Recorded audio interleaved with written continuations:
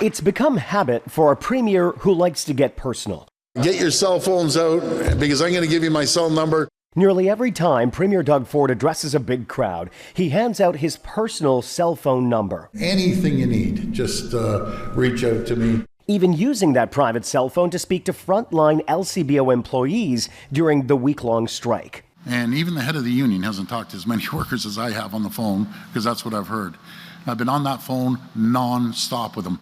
But the use of his personal device has been the subject of controversy because the public has little insight into who has direct access and influence over the Premier of Ontario. Any device that the Premier is using to communicate with, and the records, phone logs, texts, emails, etc., is a government record and covered by the Freedom of Information Law and has to be disclosed if requested. For more than a year now, Global News has been locked in a transparency battle with the Ford government over access to the Premier's call logs. The government has admitted that the Premier uses that device for official government business, meaning it's subject to provincial disclosure laws. But now, the Premier's personal lawyers are getting involved in the fight to shield his logs from the public, as Ford claims that everyone who calls him has the right to privacy. Those are confidential conversations. I help people about their health, about other personal issues they're facing, and they do not want that out in the public. That's sacred.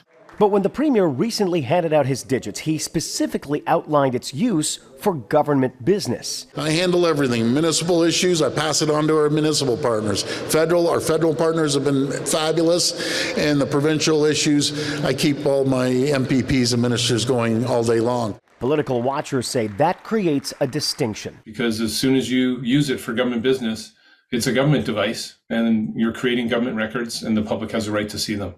But Ford isn't giving in or giving up, signaling a commitment to fight transparency laws that even apply to the corner office. This is the latest in a series of stories Global News has done focusing on the use of government-issued devices or non-government-issued devices for government-related business. We've also found, for example, multiple cabinet ministers have not been using their government devices, meaning they could be using personal cell phones to make phone calls. The Premier's own chief of staff has been relying on non-government related emails, such as Gmail, for government-related business, and those political watchers suggest it is the Premier himself who's setting this focus for all of his employees, which is why they're relying so heavily on their personal devices for taxpayer-funded business. Reporting live, I'm Colin DeMello. Shalima, back to you. All right, thanks so much for that, Colin.